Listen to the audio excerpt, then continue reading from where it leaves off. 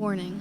The following content may contain elements that are not suitable for all audiences. First of all, I want to set up, you have one sibling, right? Yes. And a younger brother. How much younger is he than you?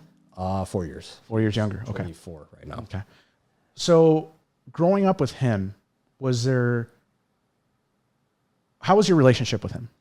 It was bad. Was it? Yeah. What was the struggle?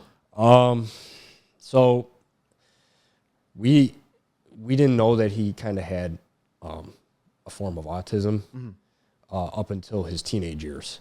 So around the time he was starting to hit puberty, that's when we kind of found out. Yeah. But before then, he would act out, and nobody thought anything of it, I guess. Me and my brother would physically fight a lot. He would start it most of the time. I mean, I can admit that I did start it a few times, but it's just kind of the normal, brother feuding, stuff like that. Sometimes it would get out of hand, though. And I feel like now my brother tells me, like, hey, why did this happen back then? And why did that happen back then? And he's kind of self-reflecting a lot of stuff that we've been through. If I go back in time, maybe I wouldn't have done as much and been as hard on him. After he got expelled from middle school, he had gotten transferred over to alternative school right in the neighborhood. Yeah, there was a lot of stuff happened at that school to where he had to, keep going to the hospital and stuff like that. How did that affect you?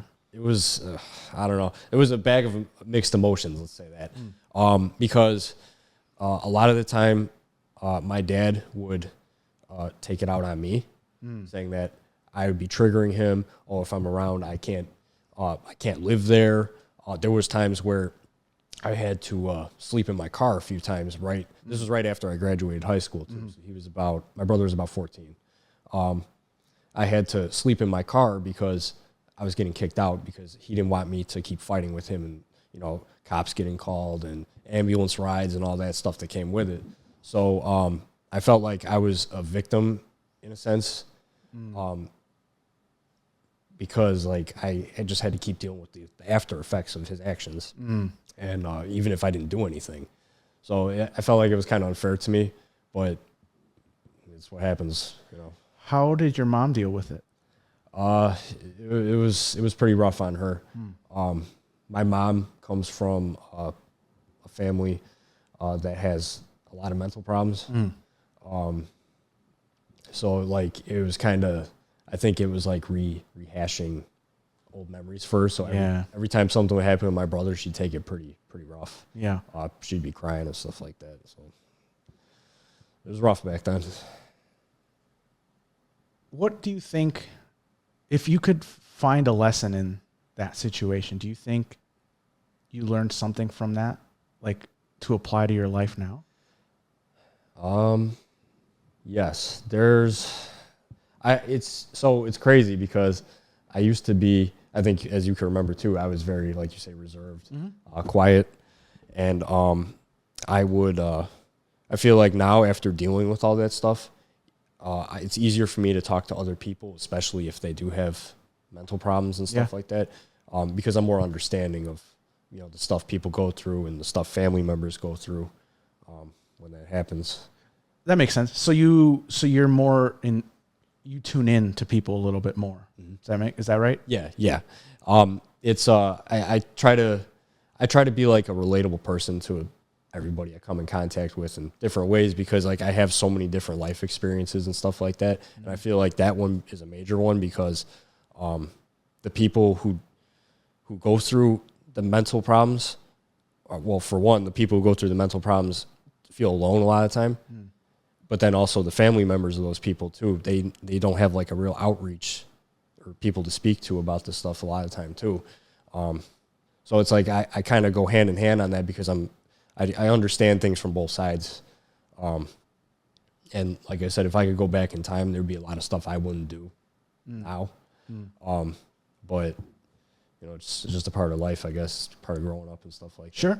Well, one of the things that I mean, anybody who's interacted with anybody could tell you that you have to kind of stumble through interactions growing up before you figure out, oh, I don't like how that made that person feel or how I felt after I had the interaction, good or bad, right? So I think that stumbling is kind of what really the only way to go through to learn things when you are dealing with relationships with somebody else is, I don't know how that person's, let's say, for example, I say something to you that in my family is normal.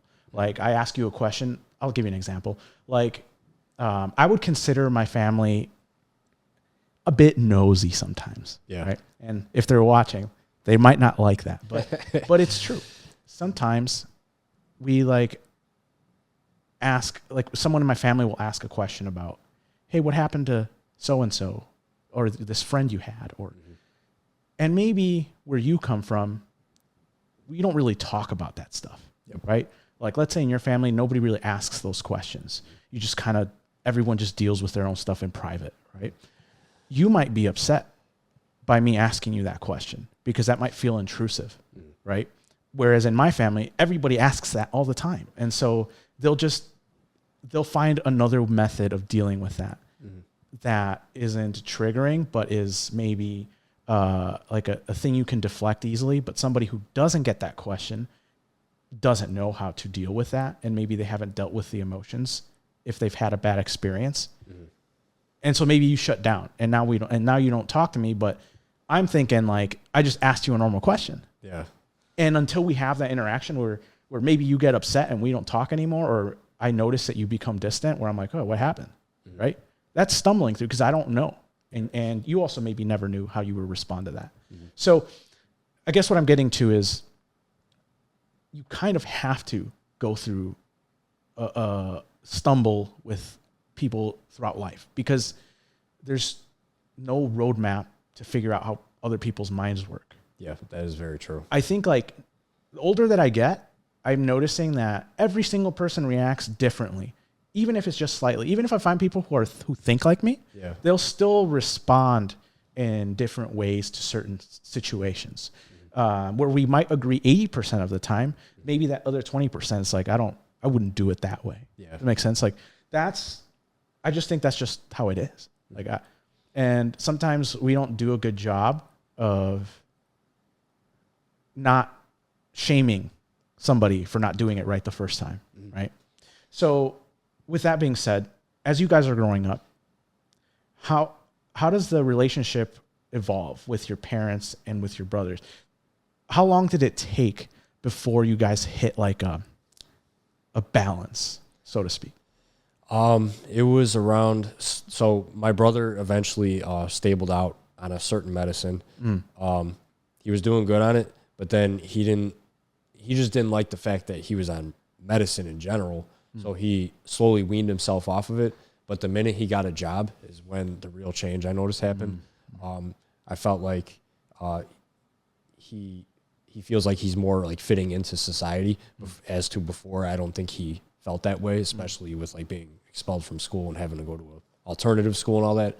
So the big change was when he got a job and he just gave it his all. Like he devotes himself to his job, any job he works. He's a very hard worker. He loves money and he loves just wanting to better himself now. So I feel like there was a lot of stuff that he went through, mentally and just like with himself, just like telling himself like, hey, I got to stop what I'm doing. And he saw me kind of too as kind of a role model because at the time when he started working, I was working 2 jobs and going to community college. So I felt like he kind of just got on that flow